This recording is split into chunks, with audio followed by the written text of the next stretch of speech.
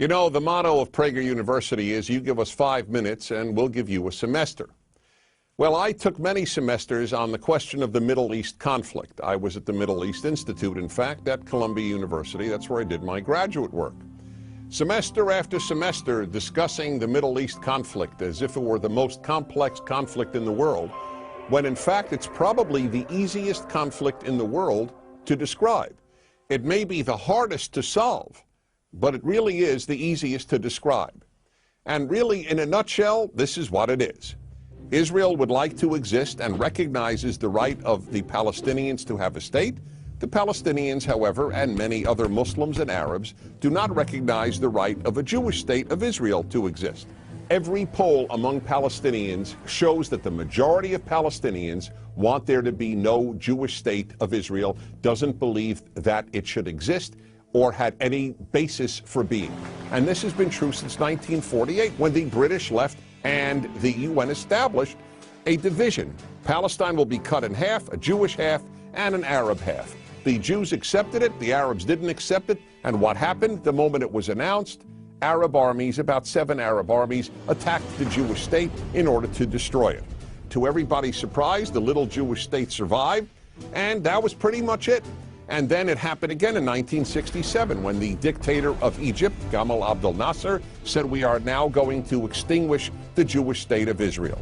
And Jordan joined him and Syria joined him, but Israel attacked first, and so Israel survived. And that is how Israel, and only that way, came to occupy what was called the West Bank of Jordan, where many Palestinians lived, because many Palestinians lived in that part of Jordan. So the war was over in '67, and what did the Arabs do? The Arab states all went to Khartoum, Sudan, and announced no recognition, no peace, and no negotiations. The 3 famous no's. What was Israel supposed to do? Then Israel made an agreement to give the entire Sinai Peninsula, an area of land bigger than Israel, with oil, back to Egypt, because they said they would make peace with Israel. Israel gives territory back for peace, and it will always do that.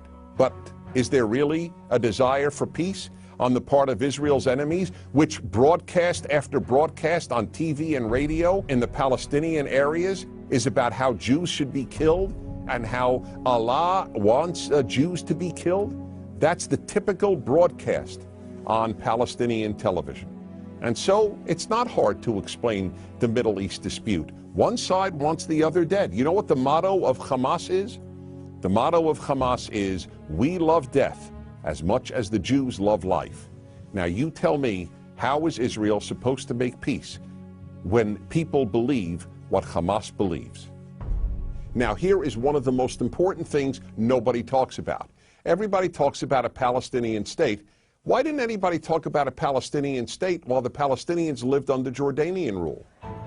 Because the truth is, people started talking about a Palestinian state once the Palestinians were under Israeli rule, because it was always a way to destroy the Jewish state of Israel. And I say Jewish state because that's what it is.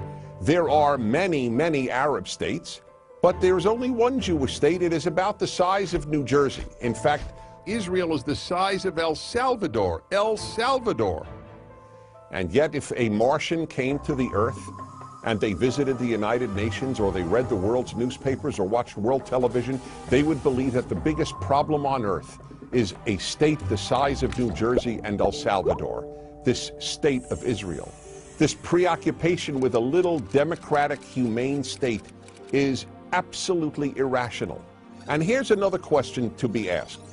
If Israel tomorrow put down its arms and said, we will fight no more, what would happen? If the Arab countries around Israel said, we will fight no more, we put down our arms, what would happen? In the first case, there would be an immediate destruction of the state of Israel, with mass murder of the Jews of Israel. In the second scenario I presented, where the Arabs put down their arms and said, we just want peace, there would be peace the next Wednesday. The fact is, as I said at the outset, it is a very simple problem to describe. One side wants the other dead. And if they didn't, there would be peace. And yet, please remember this. There has never been, never in the history of the world, a state in that area in what is called geographically Palestine that was not Jewish. Israel is the third autonomous Jewish state to exist in that area. There was never an autonomous Arab state. There was never an autonomous Muslim state. There was never an autonomous any other state. That's the issue. Why can't a little state the size of El Salvador that calls itself Israel be allowed to exist? That, in a nutshell, is the Middle East problem. I'm Dennis Prager.